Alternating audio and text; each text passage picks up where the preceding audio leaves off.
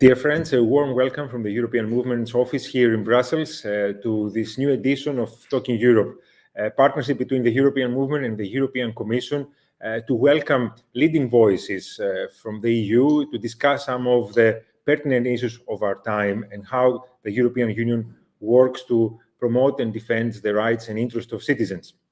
And for that reason, today we're very lucky to have with us Joost Korte, who is the Director General of DG Employment, who does remarkable work on social rights, but also making sure that the green and the digital transition work for citizens all over Europe.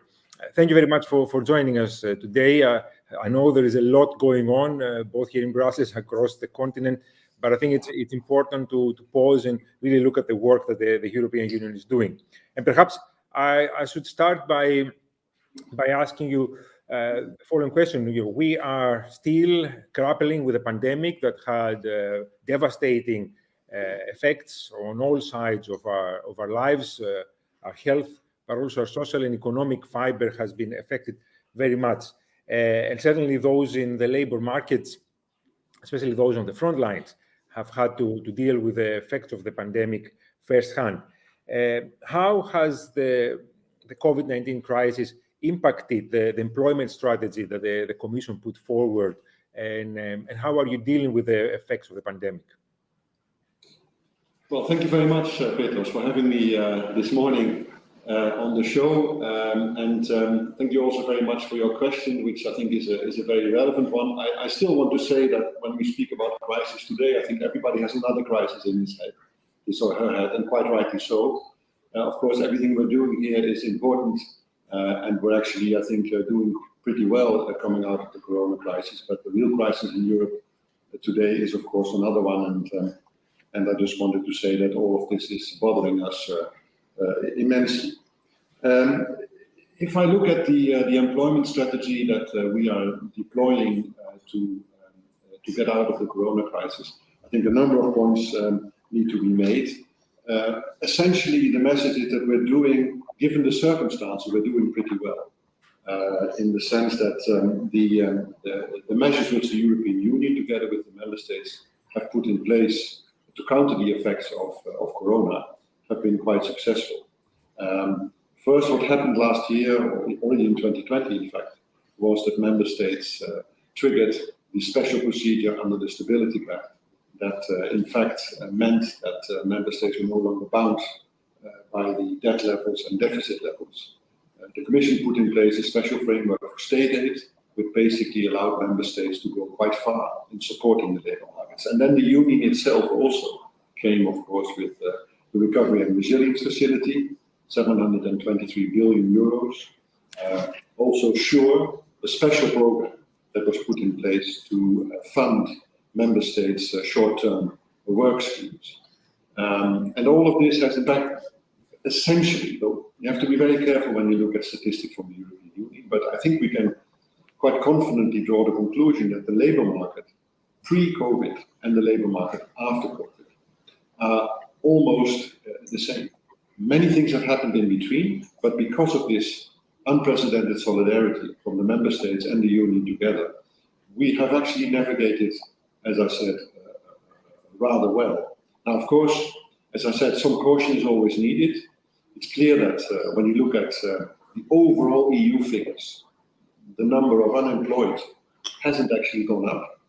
But if you look at regions in Europe, if you look at sectors, and if you look also at groups of people, the picture can actually be quite different. Of course, the hospitality sector was hit very hard. Tourism was hit very hard. And those are, as we know, concentrated in certain parts of Europe. So obviously that's where the problems are the biggest. But overall, I think we can actually, all together, not only the Commission, member states, social partners, companies, and the European Union together have managed this crisis rather well. You mentioned the transition that we are going, our economies and our societies are going, and also the unprecedented efforts that the European Union has been making to support European society and European economy. Do you think this is an opportunity to reshape our economy towards a more sustainable and resilient future. And can you tell us more how the Commission is working in making sure that this transition indeed creates a better future for Europe and our economy? Yeah. When the Commission started with Ursula von der Leyen as the president in 2019, it was very clear that the transitions, the so-called twin transitions, the one for climate change, but also the digital transition, are at the core of the program. And this is still the same. COVID obviously had a major impact, and I just mentioned the new policy proposals that have been made, and which are really impressive, in my view. But it hasn't actually changed the sort of fundamental challenges that the European societies are confronting. The climate change is still there, obviously, and the digital transition also continues. In fact, the digital transition is going even a lot faster as a result of the COVID issues. We are much more using digital tools now than we did before. The proof is the meeting we have today, which I don't think would be taking place in this form 2 years ago.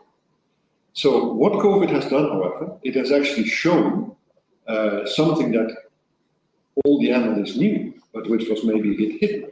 It showed the fragilities in our labor markets. It showed the fragilities in our social systems. It showed the fragilities, notably in hospitals and nursing and in certain other areas. And this is, I think, the real challenge, that it's almost like a pressure cooker, which means that we have to go even faster and be even more concentrated on managing these transitions. Now, transitions there have always been.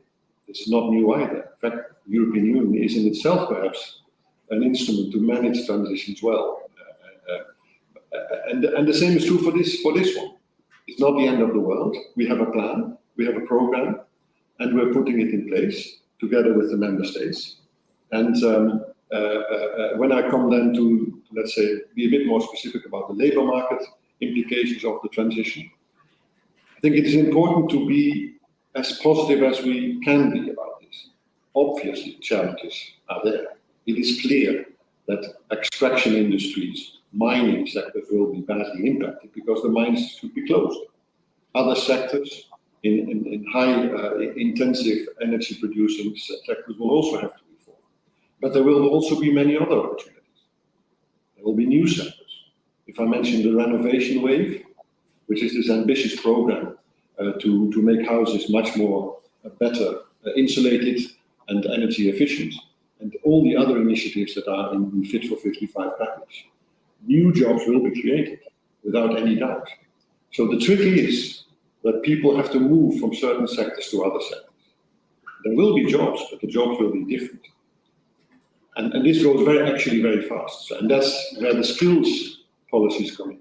How do we make sure, how do the member states, how do individuals, companies, and the European Union also in an assisting role, how do we ensure that people do have the right skills to find the new work that will be there? That's essentially, I think, at the heart of our policy agenda, Petros. It's very interesting you're saying that, because it is indeed at the heart of the efforts at the moment. Certainly, certain jobs will disappear and certain sectors will be affected very much. And the ability for people to take advantage of new opportunities will depend also on the skills and the opportunities they are given to acquire new skills.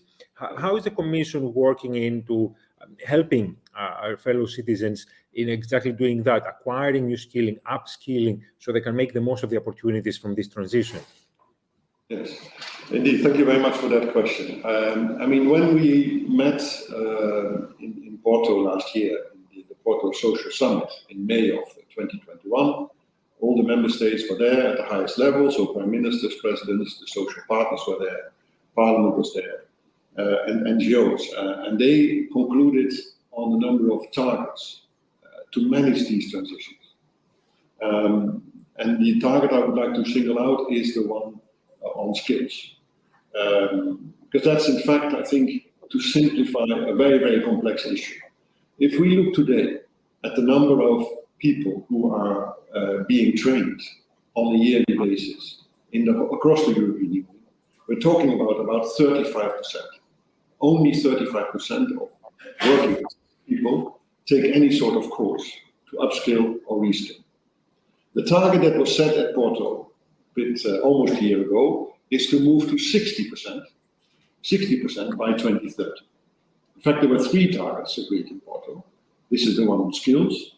The other one is on the employment rate, so the number of people that actually have a job. By 2030, that target is 78% of the working age population. We are at 72% more or less today.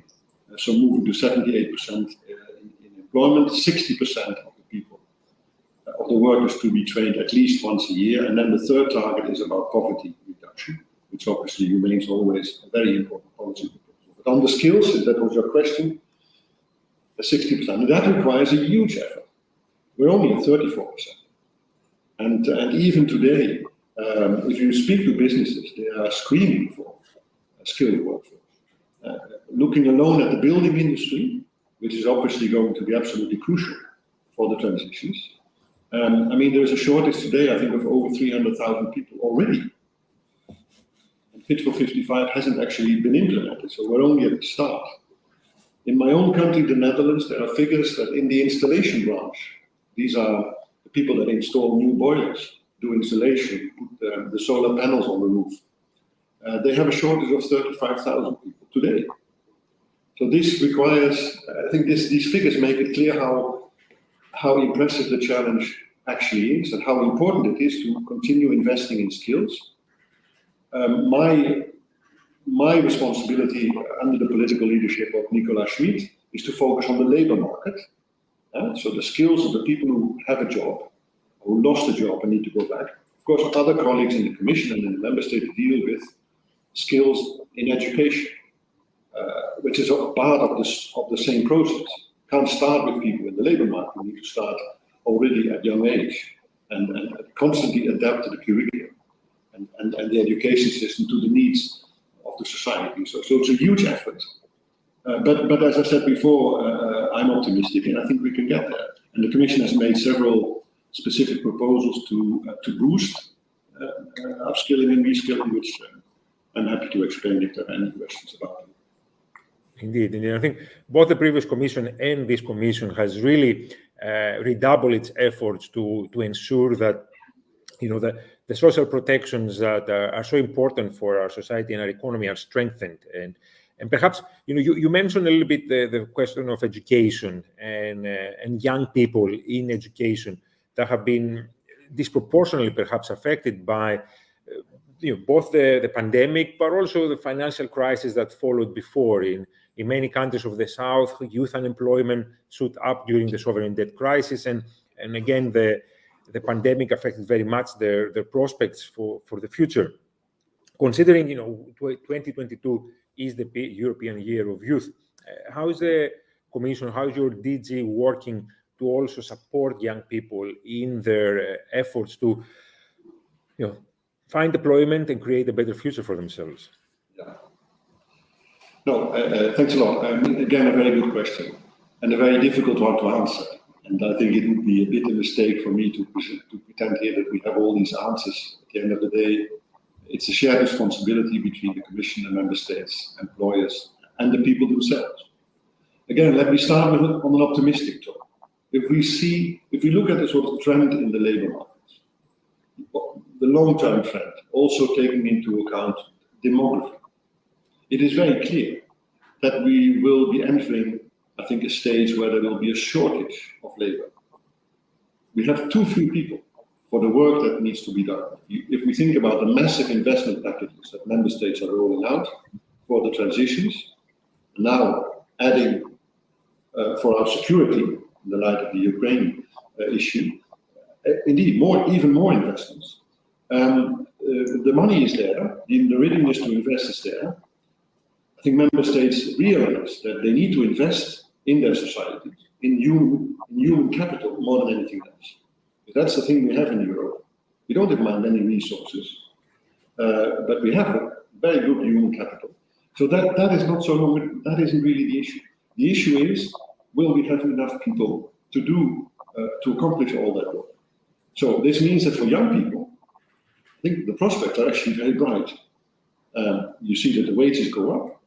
There's a shortage in certain sectors already today, which will likely to be worse. People are aging, societies are aging. So I think that's the good news. Now, much more difficult is, of course, that these are overall macroeconomic trends across a continent of 450 million people, 27 member states. What does this mean for the individual who's living in a village in the south of Greece, or in Spain, or even in the north of Sweden? That is, of course, a much more difficult discussion. What are we doing for them? Now, there are programs. We have the Youth Employment Initiative, which was adopted by the European Commission in 2020. The European Social Fund and its successor, the European Social Fund Plus, is rolling out vast programs to give also young people who find it difficult to enter the market a good chance. And if we look at the overall unemployment rate in the European Union, again, macro, all 27 member states, we are speaking about an unemployment rate between 6 and 7% for the whole of the population. The unemployment rate of young people is double. So you're talking there about, I think at EU levels, between 14 and 15%. At the height of the COVID, it was 19%. It's now going down again for the reasons that I explained, but still 15%. And this, but if we look at countries like Italy and Greece and Spain, there, according to our figures, the unemployment rate is around 30 or even 35%. You cannot imagine that 1/3 of the young population in certain parts of Europe are therefore without a job.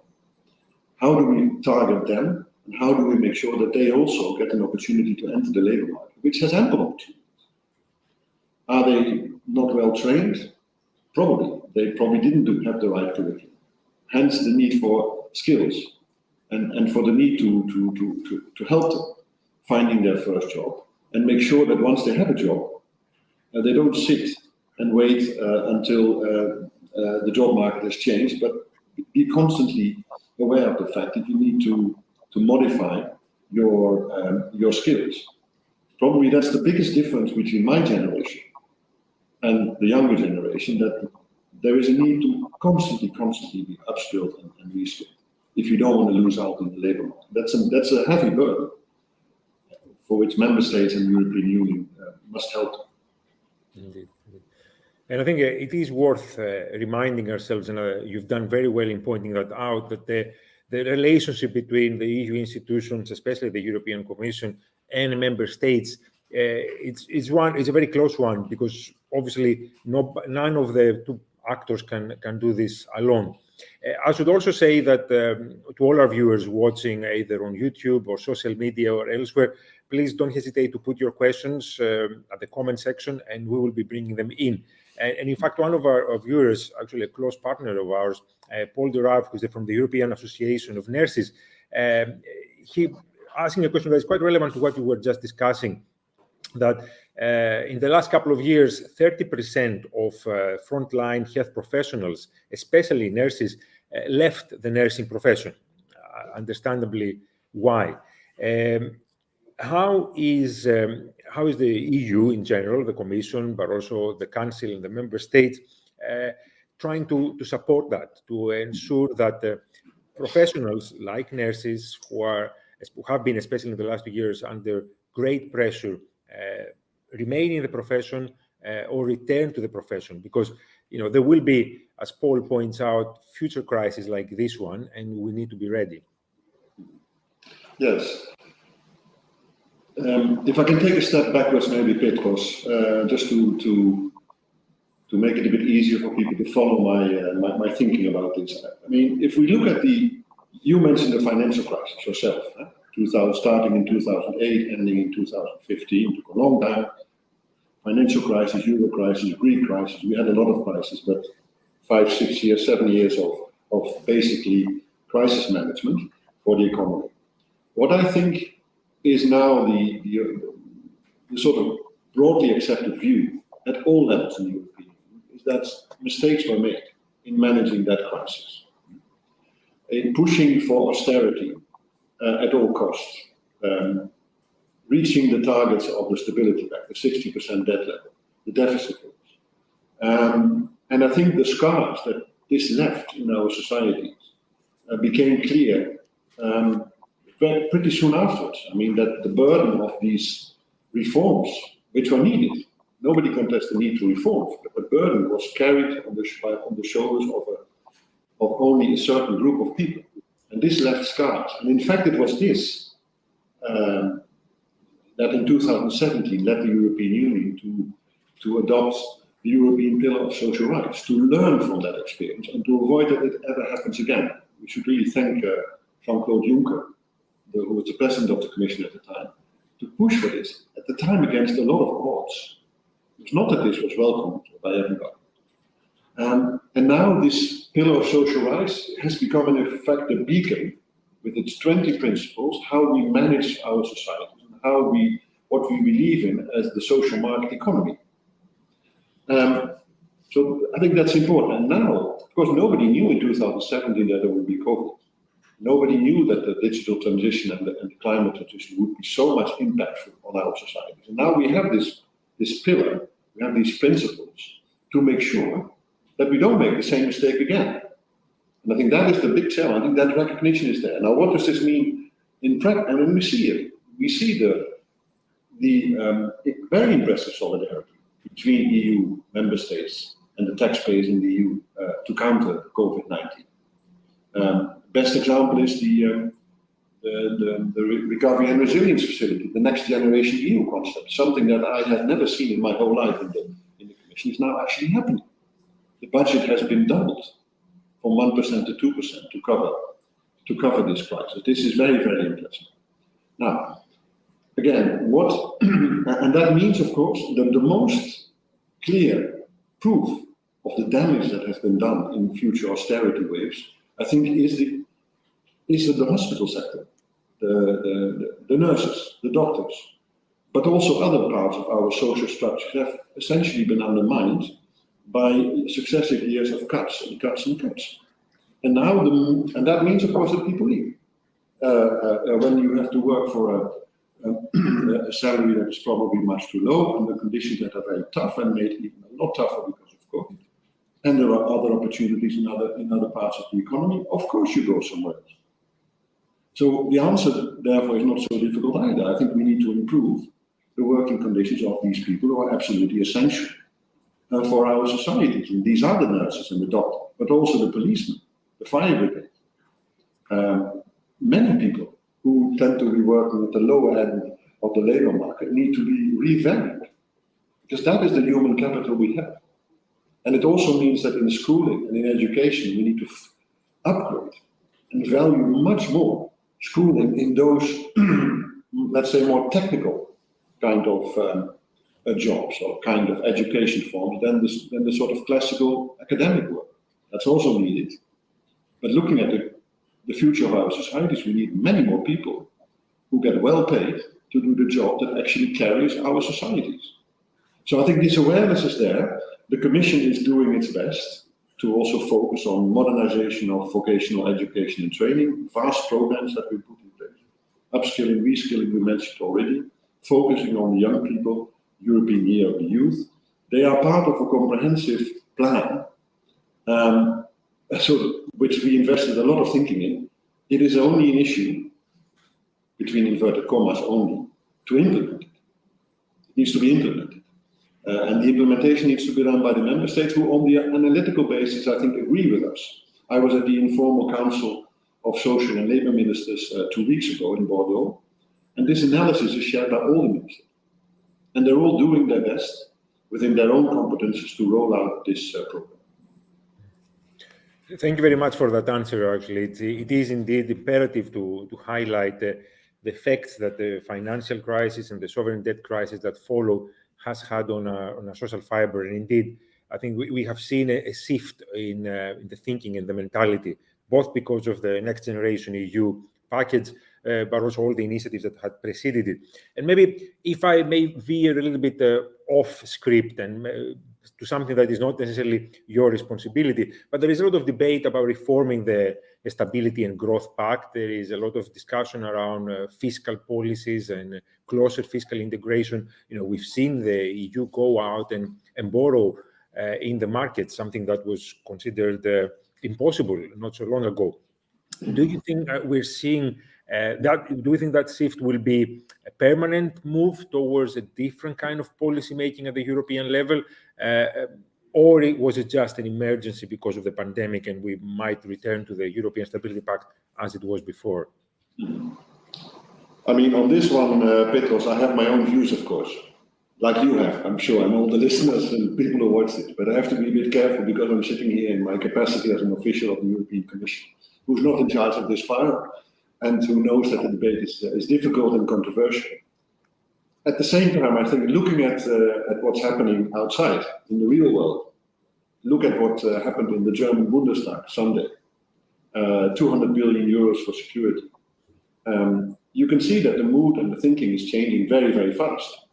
And the European Union has shown itself to be extremely agile and flexible when there is a need to be flexible. And I think this change in general thinking about what are we actually doing, what is the purpose of the European Union, what is the purpose of member states, what are our priorities, this needs to be factored into the reform of the economic governance, and I'm pretty sure it will be. Whether this will take the shape of further borrowing operations in the name of the European or not is another matter. Whether we will make exemptions to the debt rule for certain sectors. Now I think the question is, will we exempt investments in the army from the debt rules?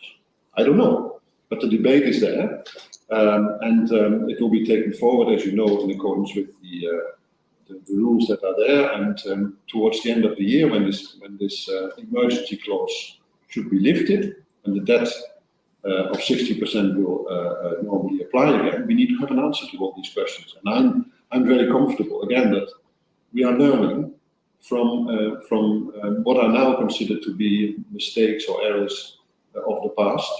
And again, you mentioned, Petros, very importantly, that for the first time in the history, the European Union as an entity, as a legal personality, can actually go on the financial markets to borrow money to fund Next Generation EU and the Recovery and Resilience Facility. This is a revolution. And you know what's so interesting? That once my colleagues from DG Budget actually went on the market to ask for who would be interested in investing in the European Union, if my recollection is correct, there were 7 times more offers than we needed. 7 times more. And this tells one thing, that the European Union, if we stick together, we are extremely creditworthy and the place that many investors would really like to go to. So in that sense, shortage of money doesn't seem to be the real problem. It's more, as I said, investments that are needed to make us cope with these challenges of the future, which we mentioned already, and to which I think we can add, an awakening, a wake-up call, that security also matters a lot if we have a dangerous neighbor like Vladimir Putin. Indeed. Thank you very much. Actually, this is very appreciated, because I know this is not your bread and butter on a daily basis, but your honesty here and your direct response is very appreciated. And if I may, because another of our viewers, Hendrik, from an organization that is part of our network, SESI, is actually referencing Putin like you did. And clearly, his aggression and his invasion of Ukraine has focused minds on the defense sphere. You mentioned the unprecedented discussion and decision in Germany to increase defense spending to levels that were unthinkable just a few weeks ago. And Henry's question is, do you think that perhaps this diversion of investment into defense and security might take away funds that were supposed to be targeted towards public services, social protection, environmental protection, the Green Deal, and the pillar of social rights? That of course should not be the case. And I think what you see here also is something that I find quite fascinating to observe, is that you see in the discussions in Germany, but also elsewhere, that security is now being linked to the Green Deal. And the Green Deal is being linked to transitions on the labor market. And the Green Deal, it's not a coincidence that as part of the Green Deal, and as part of the Fit for 55 package that came in July last year, that the European Commission proposed a new fund, the Social Climate Fund. So all these things are linked. I mean, the Green Party in Germany, now being in government, and the whole German government is linking security to the Green Deal.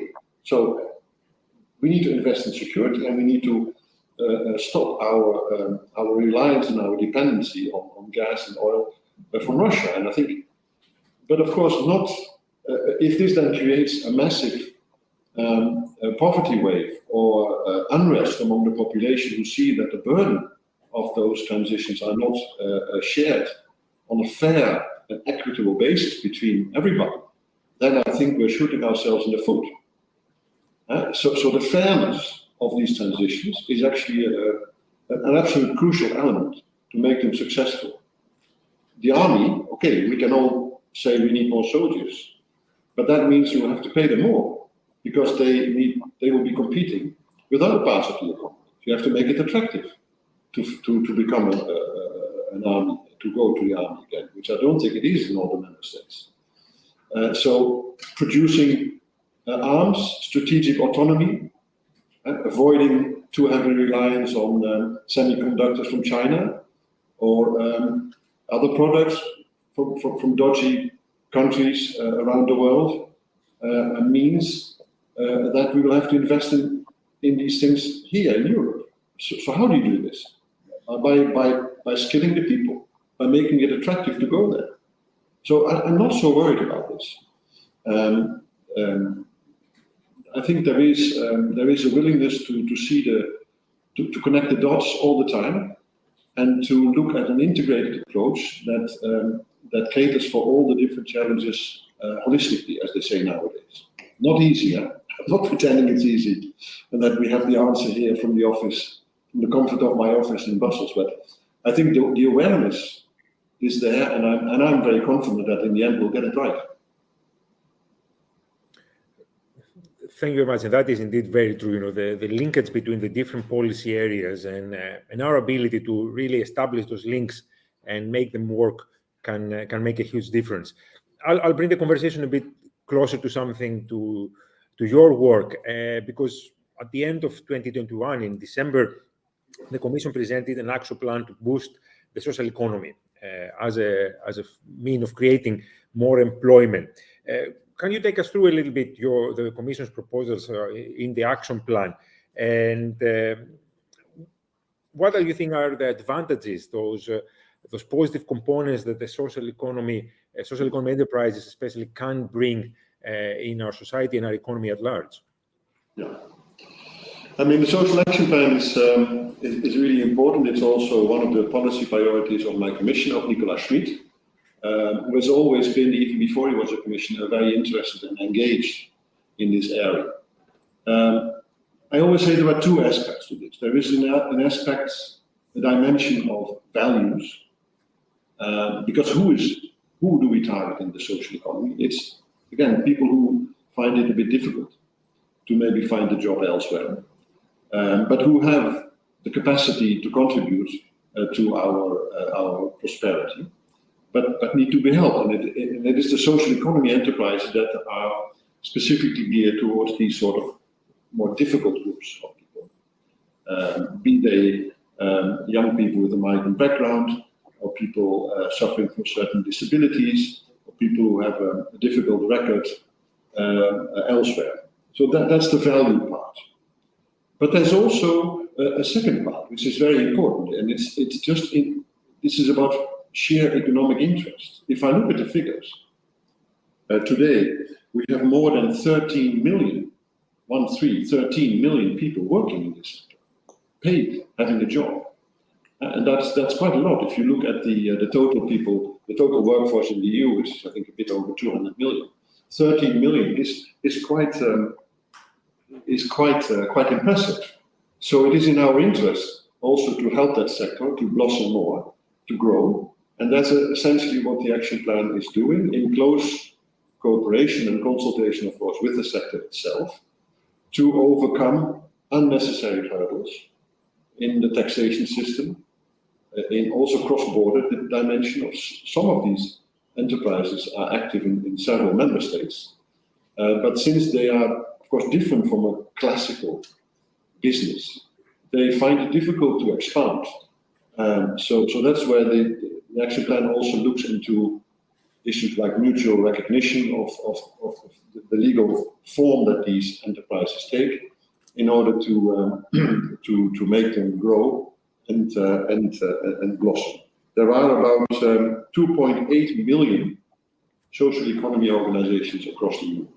2.8. So it is a substantial sector in itself that can grow further. We are convinced that its potential isn't reached yet. And secondly, which does actually also help people finding employment who otherwise are maybe left along the wayside, which is something we simply cannot afford anymore, also taking into account what we discussed before, that we need workforce in Europe.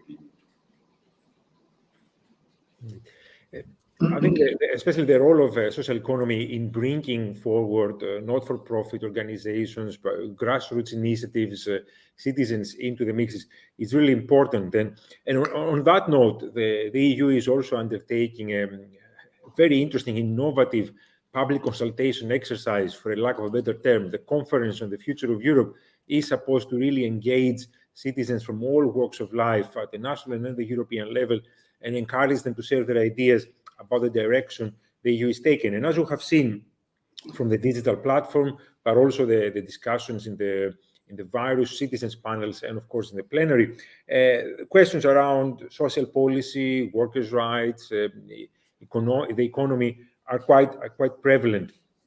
I don't know to what degree you have been following the conference. We're entering now the latter part where a lot of the recommendations will be discussed.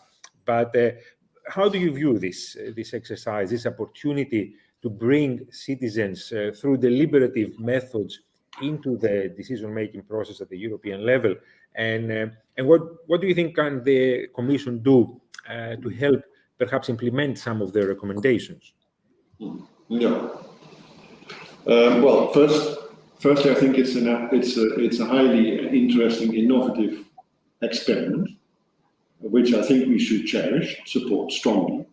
It's a new way of finding out what people really care about and what they want and what they expect from the European Union. It's, in a way, of course, it challenges a bit the traditional forms that we have put in place through our democracies, and it is I see it as a very helpful complement to that. I mean, when I was thinking about this interview over the weekend, I was tempted to say, well, the citizens panel that took place in Dublin is very important, but isn't the real discussion on the future of Europe taking place at the same time on the streets of Europe? I saw 300,000 people, I think, in Berlin demonstrating, Fassoulas Square in Prague full of people. Everywhere in the whole of the European Union we had demonstrations all about our values and what we stand for. And of course, all of this is intrinsically linked with the Future of Europe conference. Now, so there is a very, very active and dynamic debate taking place, and I welcome this enormously, and it gives me a lot of hope that after sometimes cynic debates and the end of our societies, the European Union is about to fall apart.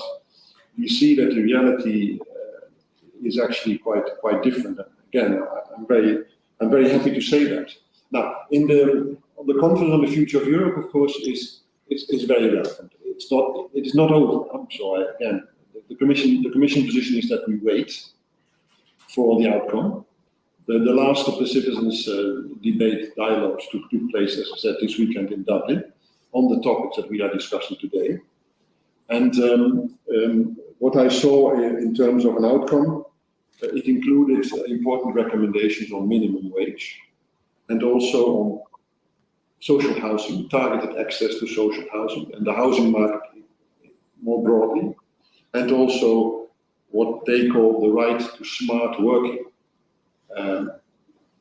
I see all these things as to a very large extent already being part of the agenda that we are discussing. There is actually a proposal from the Commission on the table for a European framework for minimum wages, which is now in trilogues. So Parliament and Council and the Commission are discussing this. I think we had 5 trilogues or 4. The ambition of the French presidency is to conclude this file before it ends, so before the summer. And I think it's quite likely that that will succeed.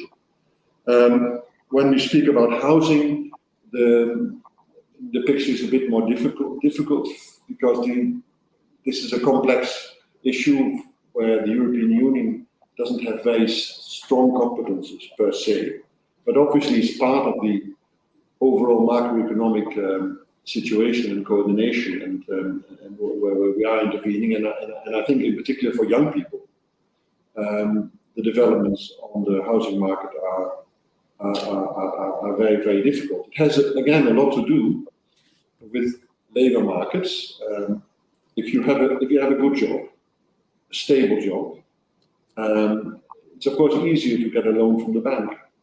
If you're working for a platform and you are self-employed with a not all too stable relationship with your employer, I think it will be much more difficult for the bank to give you a loan. So again, if we ensure that the stability in the labor market is there, that people have adequate income and fixed or long-term labor contracts, I think it would be a lot easier. Again, all these things are linked. Smart working has, of course, a lot to do with work-life balance. It has a lot to do with teleworking, right to disconnect, which are also issues that are already on the table. So it's good to see that from these 3 main recommendations, they can be actually, to a very large extent, fitted into our agenda. I don't know what's going to happen in the end. We have to wait for the plenary, which will look at all these recommendations, and then the recommendations need to be approved by the conference itself, further to which the institutions will then look at it. And I think our president has already taken a commitment that she will very seriously look into this, obviously, to take them forward. There's not much point to have this conference meeting and then not looking or not being ready to implement the recommendations. But that is, of course, still to be seen how this is going to be done in practice. Indeed. And as a member of the plenary myself, I had the opportunity to engage with some of those citizens' representatives, and the feeling is indeed very strong that they want to see not necessarily a commitment that all the recommendations are adopted, but they want to engage in the dialogue about what can be done, and if something is not possible to be done, receive an explanation why. And I think considering the energy that has gone in, but also the ambition in the proposals, it is a unique opportunity to also demonstrate how Europe is listening. And that brings me to my next question, because a lot of the recommendation on all the different areas that the conference is covering are what we would call in our world, pro-European. They see Europe as the vehicle that can really deliver solutions to the challenges that citizens are facing, which is a really encouraging thing. After years of crisis, the EU is indeed seen as the place where member states, but also citizens, civil society can come together and work on the solutions we need. And of course, I think the Commission has played a crucial role in that effort to address crisis, but also prepare the EU for the future. So I was wondering if I can ask you a more personal question. How is your everyday work? What is it that drives you? How do you navigate all those different challenges that we're facing, the complications of the interinstitutional relationships, relations with member states? I'm sure our viewers will be interested to hear from somebody in your position, what is that drives you, and how do you deliver your objectives? Yeah, okay. Well, what can I say? I go to the office every day with a good feeling. I'm 64 now almost. I've been working for the European Commission for more than 30 years, and I find I'm extremely happy that I can still say this, and I mean it. So for me, it has been, if I speak purely personally, an enormous adventure, which still drives me every day. Now, of course, there are also days of big frustration and awful bureaucracy that you have to cope with. I think I developed quite a big skin against all these pretty miserable things that also are part of my professional life. But I always try to keep my eyes on the ball and the strategic question and the long-term view. And that, I think, that makes it quite easy to work here with a lot of pleasure and a lot of motivation. Of course, surrounded by highly talented people. I mean, I'm extremely privileged to now be in this position and managing a director general that is full of highly talented people, committed. The idea that you're always surrounded by people of a different nationality, coming from a different member state, different ideas, I find that very, very enriching, even today. So I think here you have somebody who can look back on his career with a lot of good feelings and feeling extremely privileged. Working with the other institution is a challenge, but at the same time, I must say, professionally, probably one of the most interesting things I am doing. I mean, when I go with colleagues to trilogues, when I sometimes have to replace the commission, of course, normally the commissioner does the trilogues. And then I'm not so much needed, but sometimes I have to chip in. And then you sit there in a little room with the three institutions and you're negotiating legally binding texts that will apply, if all goes well, to 450 million people. But you feel this tremendous responsibility, and at the same time, it works. And it works very well. And then you see the rapporteur of the parliament sitting there, and that person needs to bring along at least half of the membership of the parliament. So 350 people. You look at the presidency sitting at the other side, needs to bring along 27 member states, or at the very least a qualified majority, but best all of them. And then I think, well, I'm probably in the easiest position. We make the proposal, and now we try to bring them together. And this can sometimes, as you said, be a bit frustrating and tedious, and it takes some time, but it works. It works. And as I said, minimum wage will be adapted. The directive on platform work that the Commission put forward in December will be adopted. Not this year, maybe, but it will be adopted next year. So we're making a lot of progress.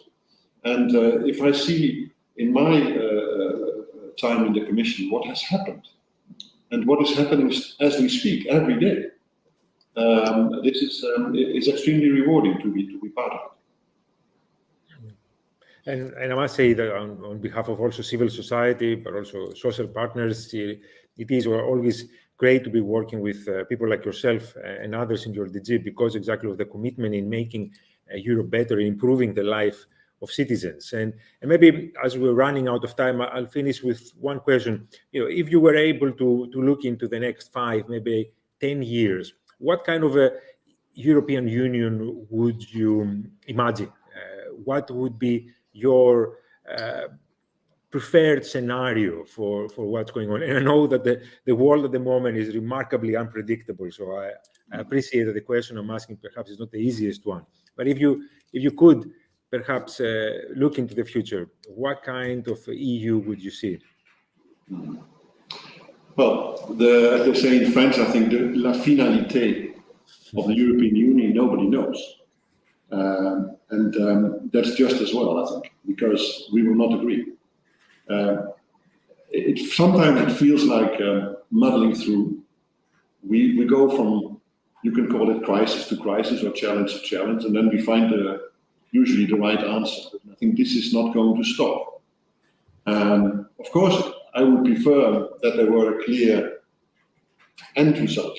Will we end up in a federation or any sort of legal shape?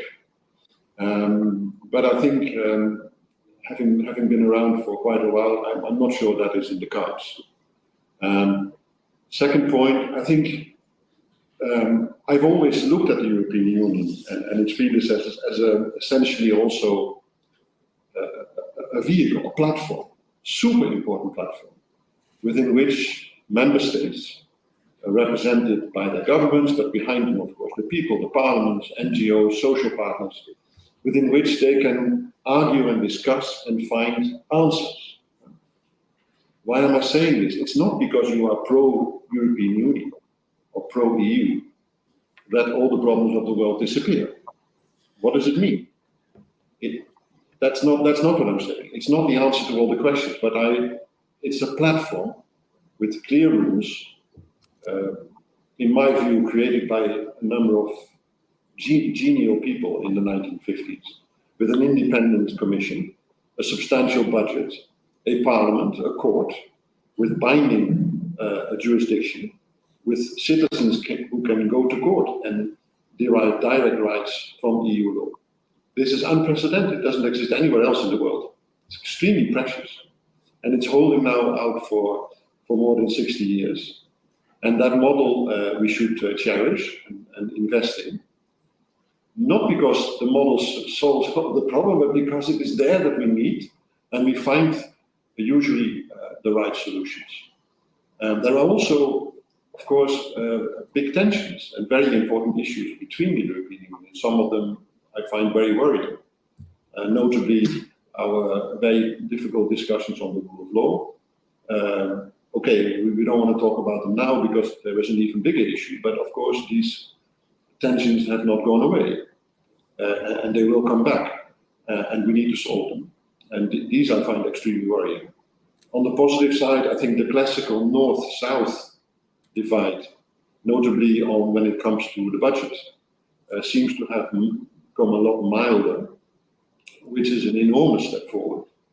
I'm myself from the Netherlands, and I think in the Netherlands the view about the European Union, the European budget, the frugality or not, and everything that goes with it, it has changed quite a bit. This is major progress. And then there will be other challenges, and we will be confronted with another crisis. The European Union has shown itself to be very resilient and to be able to cope with them. So as you know, I'm a positive, an optimistic person.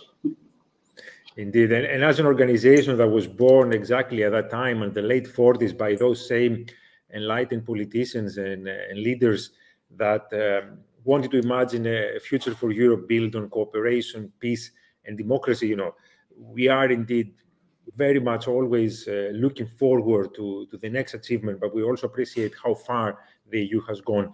And events in Ukraine at the moment can only be a reminder of the dangers that lie out there and the need as a result for us to pull together and work together. This has been a fascinating discussion, truly interesting, and we're grateful for all your input. I'd like to thank you and your colleagues for working with us to make this a reality. Believe me, there has been a lot of interest and a lot of engagement on all our platform. So I can only wish that we'll have the opportunity to see each other in person soon, and of course continue our collaboration. Okay. And of course, for everybody watching, thank you very much for taking the time this difficult day for Europe. Stay tuned, follow our social media, go on europeanmovement.eu for more announcements on events and activities, and we're looking forward to welcoming you in one of our future events. In the meantime, have a good day and a great week.